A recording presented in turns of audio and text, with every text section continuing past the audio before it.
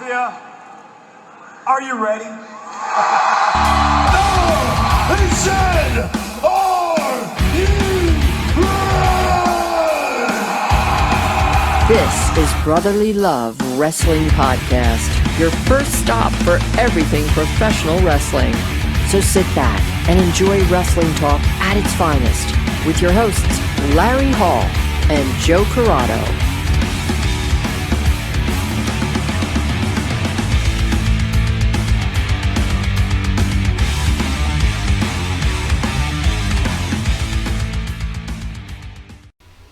Welcome everybody to Brotherly Love Wrestling, live on Facebook, and night one of our two-night back-to-back live shows. And where we'll reenact all of WrestleMania. Really? No. No, I don't think we have that much time at all. Well, we can make each show 6 hours long. No, they're only about 3.5.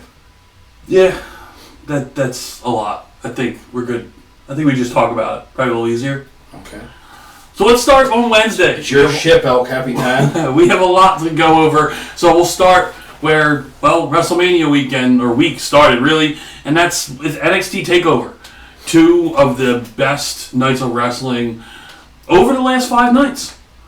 Or the past 5 nights or like 5 months? Well, I mean, that as well, but I'm just, as far as talking about that's this unfair. week. That was a little exaggeration. Yeah. But it was really good. Yes. I think night one, that match, I think, coming out of night one, the match that everyone was talking about going in, was the same match everyone was talking about going out, and that was Tommaso Ciampa and Walter, who, God, you talk about picture perfect as far as what wrestling's supposed to look like, as far as hard-hitting, now, realistic. Hold on, let me play a little devil's advocate with you, because you have been on the record numerous times, and I don't need proof. Mm-hmm. I know, I'm a genius.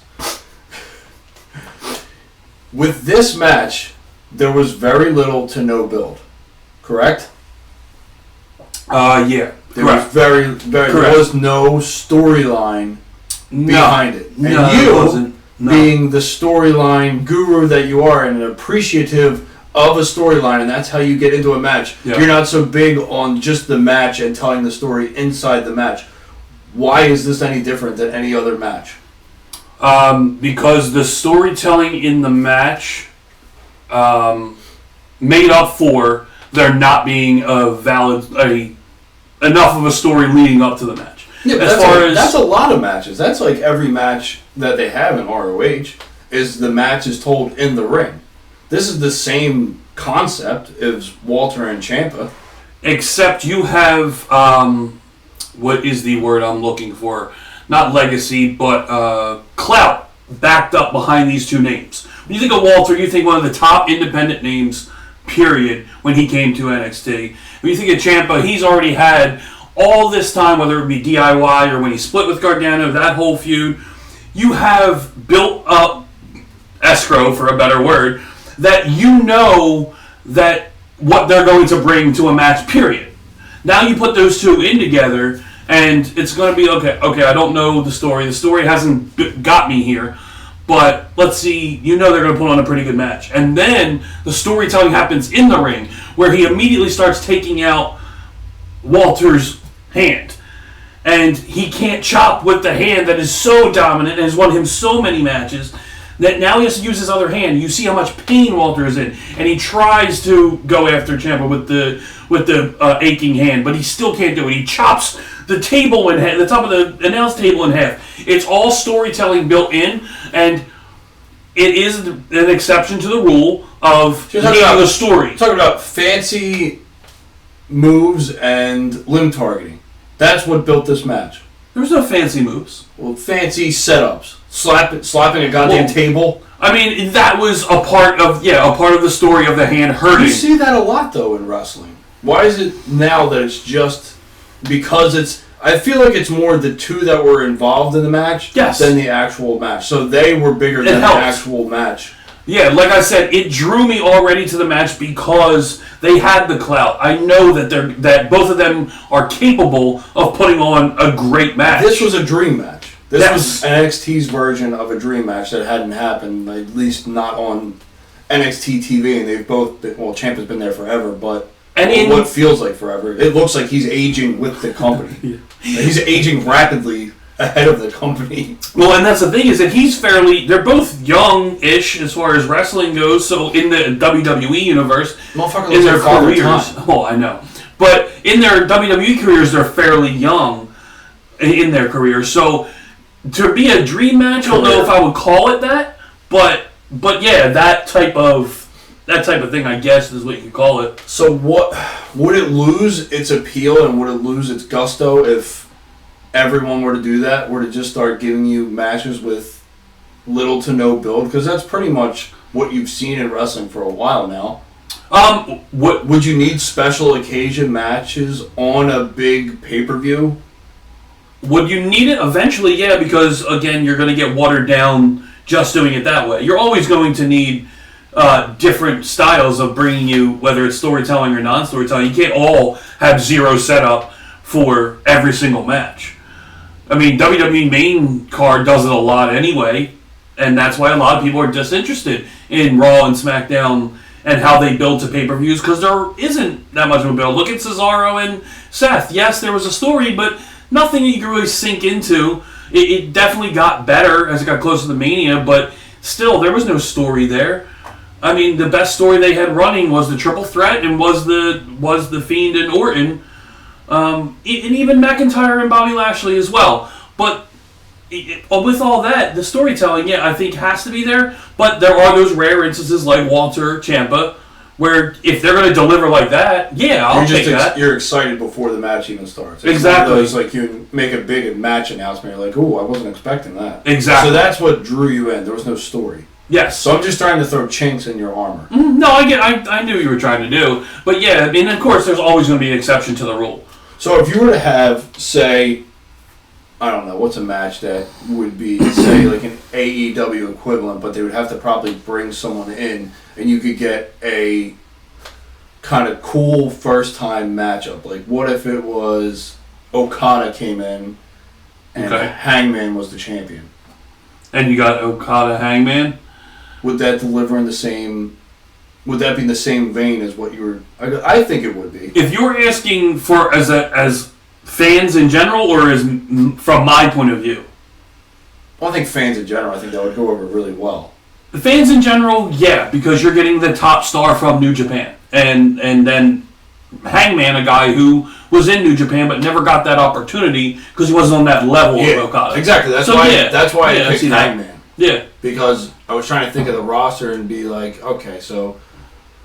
I mean, would Okada, Matt Hardy be...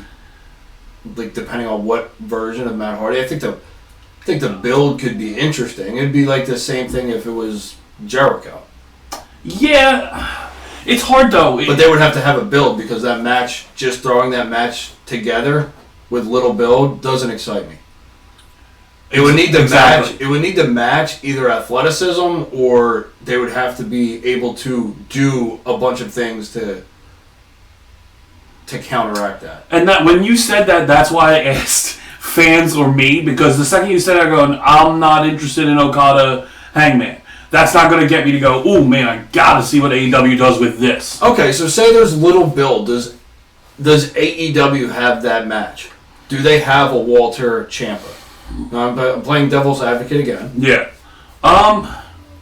Would they I would imagine they probably have to bring someone in. There would have to be something that would happen where you get like this first time match. If it's a first time match, yes. Yeah, I think you're right. I think you have to bring someone in. Well, no.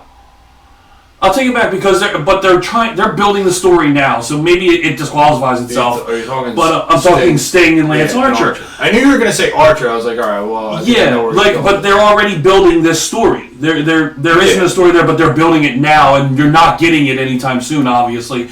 So then that would be it. But now a dream match that has happened somewhere else that I kind of want to see AEW do is Christian and Jericho. Okay, yeah, I would. Yeah, but with the pedigree behind them, exactly, you know what you're going to get out of it. Yeah. Now, what if they brought in, like, say, a Naito versus Miro?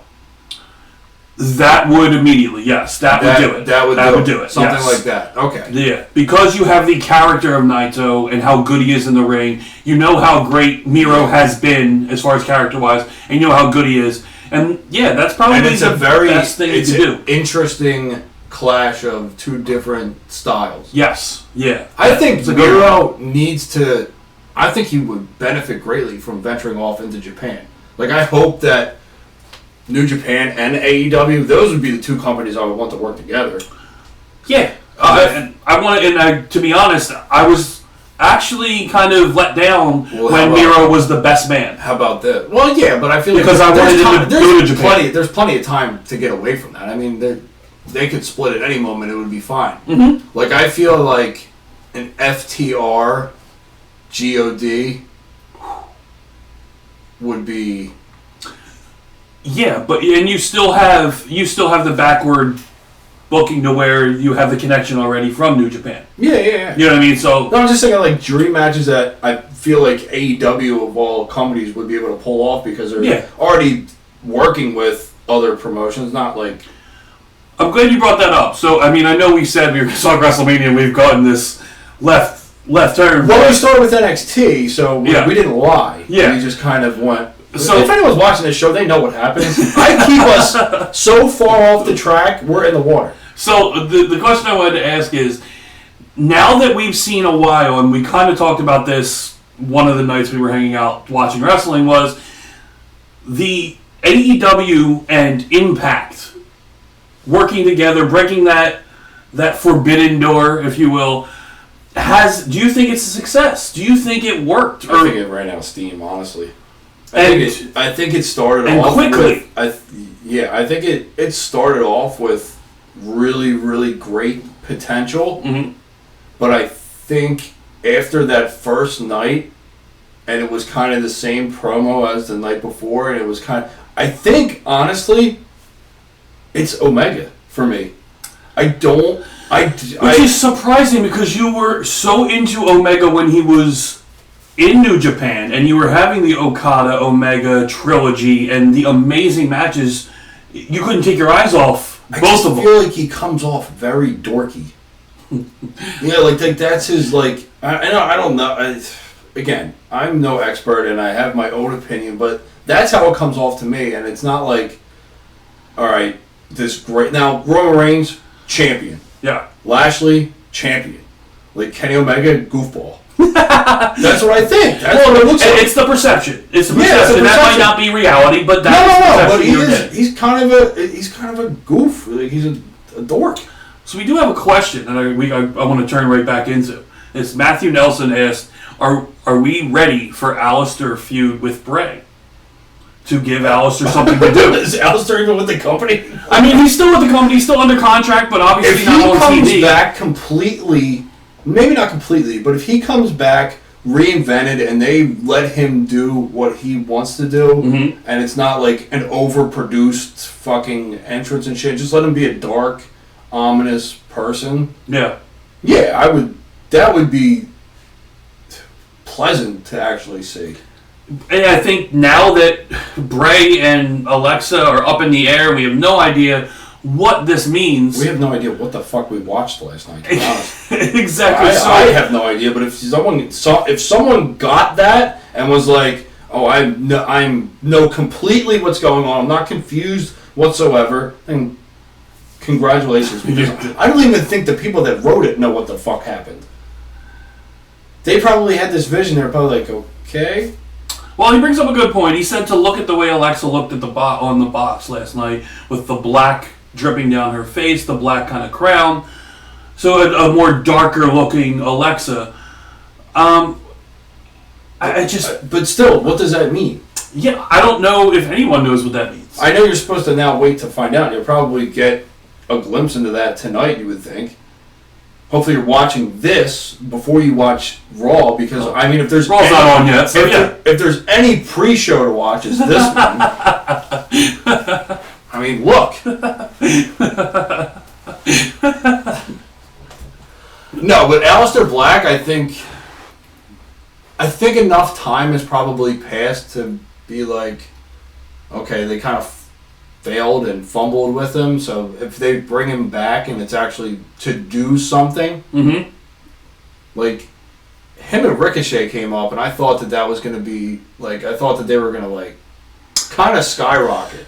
I thought that they were going to get like this mega push, and like I thought that they would be like either two top baby faces. I didn't think they were going to keep them in a tag team. No, I don't think anyone thought that. I think that would have just been stupid. But to bring them up and kind of let them go their separate ways a little bit, and them both kind of just maybe work their way into working against each other, which would have been a fairly simple storyline. The two guys that came up and were the tag team, they were in fucking WrestleMania together as a tag team, to kind of go their separate ways and get a bunch of wins under their belt, have some kind of like blow-off storylines, and then work their way back against each other. Yeah. Like, I think it would have been perfect for like an Intercontinental or well, and it's a good way for them to wet their feet with the company without too much pressure if they're running that kind of angle. Well, here's the thing. You're doing this thing with Bray Wyatt, who's this like completely creepy, crazy character. Alliteration aside. And then why couldn't you have done this with... I know that they hate running the same type of gimmick. I mean, they never do it. Yeah. But it took you forever to get to Bray, to this part of Bray. Yeah. And you could have been doing this with Aleister the whole time, being... Like, there could be more than one dark character, as long as their character isn't the same. Yeah, I mean, look, it always seems... The wrestling always seems to go back to the Attitude Era, but... I mean, look, you have the ultimate dark character in The Undertaker, but you still have the dark Mankind character who was doing his promos in the dark and the moon and in the boiler rooms. There's definitely ways around it. Yeah, absolutely. They don't, just because they're both dark doesn't mean they have to be the same, or people are going to think they're connected. I think Bray would fall under the creepy, and I think Aleister would have been like just the dark, scary.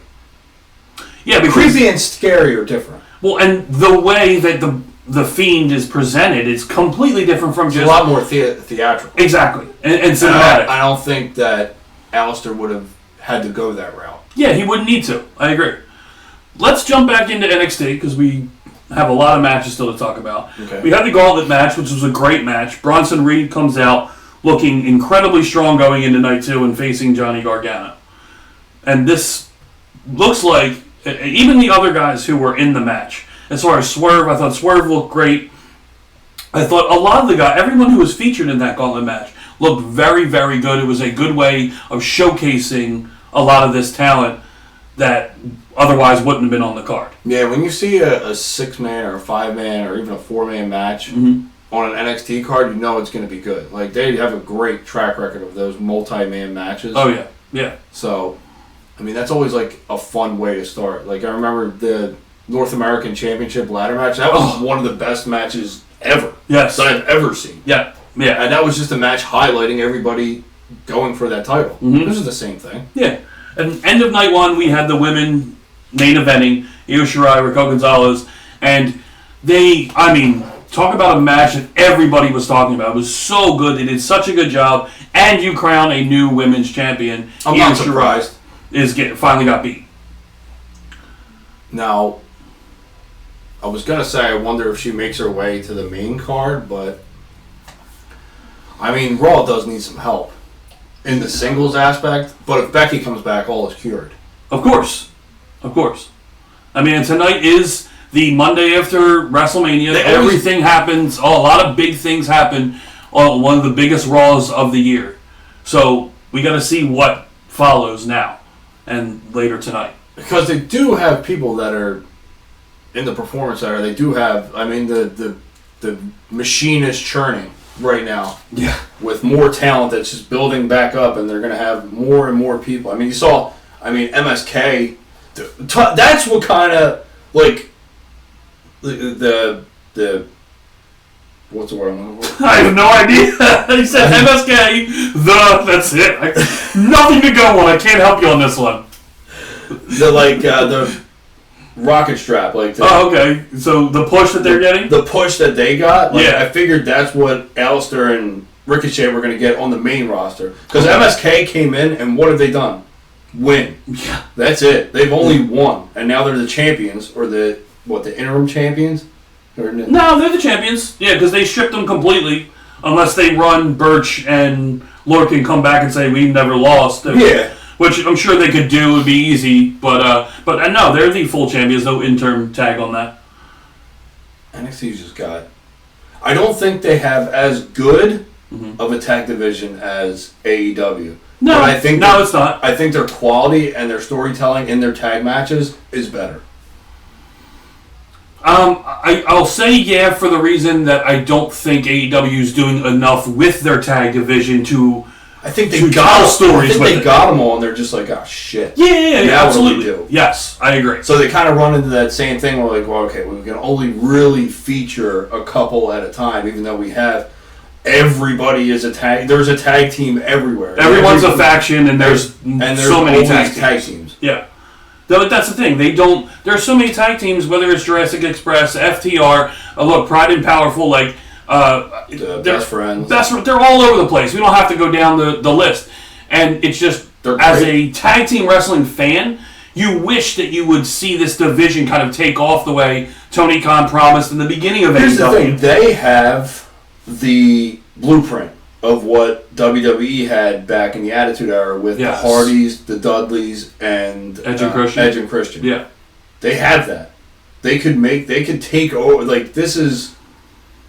They have it. Mm-hmm. They have the tag teams. They have the Young Bucks. They have the Proud and Powerful. They have even Penta and Phoenix. And then, there's the laundry list. It just keeps going. Keeps going. Of course. Like, they could do it better.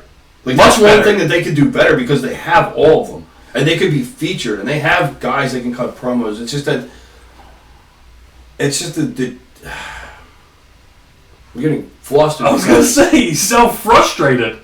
Because it's just the same thing. It's the same thing that they're doing. It's like the WWE did. What they were planning on changing. Mm-hmm. They changed. Like, WWE didn't have any factions. They didn't have anybody for a while. After the Shield broke up, that was pretty much it. Yeah, they were the New Day. They were pretty much getting rid of groups. Yeah. And they still had an NXT with Undisputed Era, but that was about it for them, too. Mm-hmm. So they decided, okay, we'll do the exact opposite. Everyone will be a faction. And we'll kind of pigeonhole ourselves into these storylines where it's just group versus group and group versus group. It's just that if they need more time, and we say this all the time, and they have it with the two YouTube channels. But Tony Khan did say, excuse me, on Thursday afternoon he was on Busted Open and did say that there is an hour of on TNT coming of AEW wrestling, another show. So just now, 1 hour. Just 1 hour. This is from Tony Khan on Busted Open. Because what does that turn into? 40 minutes? 45 minutes? Yeah, 40, 42, something like that, depending on if they get extra time or not. But, so if that's coming... It's a 3-match card probably every week with very little, or a 2-match card and they do vignettes and promos. Yeah. Well, and I would... Look, let it be a tag show. Let it just be the tag. No, they're not going to do that. I know they wouldn't, but I want it to be. I want to see more tag. They really need to start highlighting these women as well. So, whatever you get on the show, the Dynamite, the main show, will probably be your main storylines. Mm-hmm. So whatever Cody's doing, whatever Jericho's doing, whatever Omega's doing, and that's pretty much it. And Moxley. Yeah. Although Moxley will probably be going away soon. To fight Nick Gage. Yeah. Going away. I think go away to do a death match or two. I was more thinking about his baby being born. Well, yeah, I would think so too, but he's going to do death matches. Well, yeah. Well, let's go into that. At Spring Break, we had the main event, and like we talked about last week, and what I was looking forward to the most as far as all the independent shows that were happening. And you went with the storyline. Yes, and I went with the storyline, the good build, and that was Nick Gage versus RSP for that GCW title. 18-month build that this match had. And, of course, the match was crazy. The spots were insane. Nick Gage carving MDK into the back of RSP with a broken light tube. Going off of the scaffold. It was ridiculous. But all that being aside, Nick Gage walks away. You get the storybook ending to this long storyline. He gets the title. He rescues GCW's title from RSP. And everyone's, of course, bloody. And RSP leaves. Nick Gage is in the ring. And all of a sudden music hits. And Jon Moxley walks out, gets in the ring, and gets in the face of Nick Gage. And then hits Nick Gage with a paradigm shift on a cube of light tubes. Yeah, can we call it a cube? Is that what It it's called? was a cube. I don't know, man. Like shape. Cubes are all the same dimension. It was. No, I can't say it was the same dimension. It was light tubes in the shape. Anyway, neither here nor there. I mean, that wasn't the important part? That was not the important part, because once he leaves, then Nick Gage gets up and says, I'll see you in a death match. So now we have Jon Moxley versus Nick Gage, who, two guys that rolled together in CZW and wrestled in CZW early in their careers. Imagine if Moxley holds the GCW title, too. It could happen. I mean, like you said, he's one of those guys. He's one of those guys that I think AEW should be his side job. Yes. He should just roll to every company and any company that he wants to, because I feel like that's his wheelhouse, and he's enough of a name to where he's always a special attraction. Mm-hmm. Yeah, absolutely. So if he shows up on shows, that's beneficial for the indies. Big time. Especially a show or a company like GCW who has been rising in the rankings as far as... Not to mention Joey Janela, who's probably chomping at the bit to get, would it be a rematch against Moxley, yeah? Yeah. In a GCW ring? Exactly. And another match, if you haven't seen Spring Break yet, Janela versus Dickinson at Spring Break was also another ridiculous match. So try and go back and watch that if you can. Another one I wanted to talk about was at Family Reunion. First, we had the Camp Leapfrog match to start off the show. Our favorite camp? Of course. Was a great match. You had Boomer, Erica Lee, and Buller against a very good professional wrestler, Travis Huckabee, Matt Mikowski. Great trios match. Hell of a way to start that show off. Nice throwback. And the cool thing was the main event, Lee Moriarty versus Edith Surreal. For the title. And in the ending, which obviously I don't think anyone expected, is we saw Wheeler Yuta, former guest of our show, come in and take out Edith and hit her in the back. I was shocked. And he was dressed in all black like the masked wrestler and tore his mask off, and it was Wheeler Yuta. This new persona of Wheeler Yuta. It's his indie persona. Yeah. Because he's not really the same in ROH. No, obviously. He's not. No, yeah. He's running an indie gimmick, and it's always geared around Moriarty. Yes. It's right around there. So he always puts himself now into that title picture, and I'm pretty sure that it was announced for the next time they're at Worcester. It'll be Wheeler Yuta versus Lee Moriarty at Beyond Wrestling. Which will be That was announced, it was this past week, so it must have been right after that. Yeah. So that look for that match to absolutely be amazing with those two guys in the ring. And not only that, look, you got storytelling immediately. So that falls into my wheelhouse. Not only do you get the storytelling, which I appreciate, but now I get the technical match that I yearn for. Yes. Yeah, a little bit of both for both of us there. So, as far as those two go, whether it was just so much. There was so much wrestling to watch. It's not, so much. It's almost like it's like one of those, it's unfair that there's this much to watch, and you literally can't carve out enough time in a day unless you take 4 days off. Yeah, you would need 4 days off. All you have to do is watch wrestling, because it starts at noon, but they counter, it was fighting IWTV going head to head on majority of these shows. So it's just you got to pick and choose. Mm-hmm. I watched, I caught For the Culture, which was a very, very good show. Yeah. Our boy Frontman Ja made it there, showed up, kicked ass. Mm-hmm. I'll tell you what I appreciate about the Frontman is he gets it. Mm-hmm. Even in a match, in a scramble match, what is he doing? Selling. He's very animated, and then he gets it. He's that good. Coming to no matter what it is, and it's not just that. It's the charisma, the playing to the crowd, all the aspects that go into a TV wrestler, of someone that you want to see on TV, whether there's fans. Yeah, he plays it. Yes, yeah, and you look at the other, not that Tankman or trying to think of the Andy Brown was another one. Not that they don't do that, but not to the effect and the style of a frontman, because he is just, I think, ahead of his time for only being in wrestling for 5 years. I think he just gets it and he's good at it. Mm-hmm. Comes easy. Yeah, it looks like it. I'm sure it's not, but yeah. I mean, if you look at some of his video packages that he puts out on his own, they're the best that I've seen. Oh, promos. Of anybody that's doing it, I put him at the tops, and that's in any wrestling promotion. Yeah, then that's why we all constantly say that guys like him need to be on televised wrestling, whether it is Ring of Honor, Impact, whatever. He needs to be seen by many to be appreciated. I'm not downplaying like Impact or anything like that, but he needs to be on the big time TV. So you want him on AEW or NXT? Or if he showed up in NXT, that's like... Well, and with the crop that they have currently with an Alex Zane, with Blake Christian... There's a couple people I think that would benefit, not from an AEW, I think, but going to NXT, like people that are like polished but not polished enough, and I feel like this will put them over the top. Frontman being one of them, I feel like him getting there and getting the tutelage from like a Shawn Michaels or something like that only is beneficial. Yeah. I feel like Matt Mikowski would benefit greatly because he's different. And I feel like in an NXT? In an NXT. Okay. You wouldn't want him in that pure division?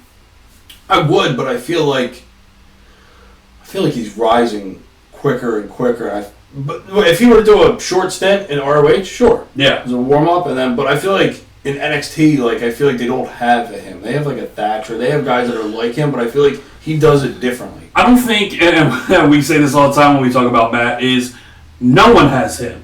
He is so innovative. He's different. Exactly. I know I get it's the MMA style and it's the grappling style, but it's done differently to a fact of where it feels like it's wrestling. The one move he puts off, and it's like a torture rack into a goddamn armbar.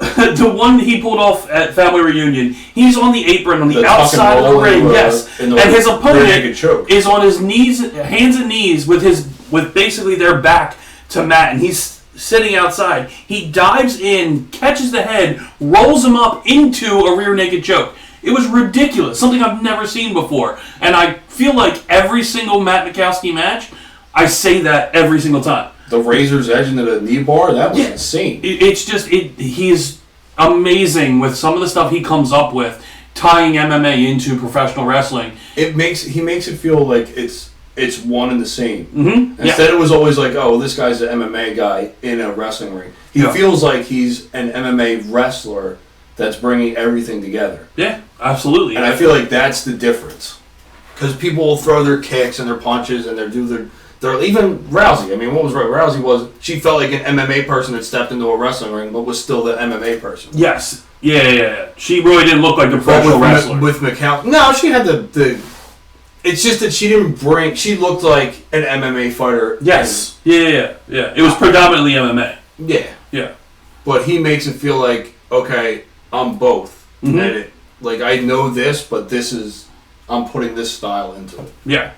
So I think the other couple things that happen that are pretty big as far as the indies anyway is Bloodsport. And the main event, Josh Barnett and Moxley finally getting it on.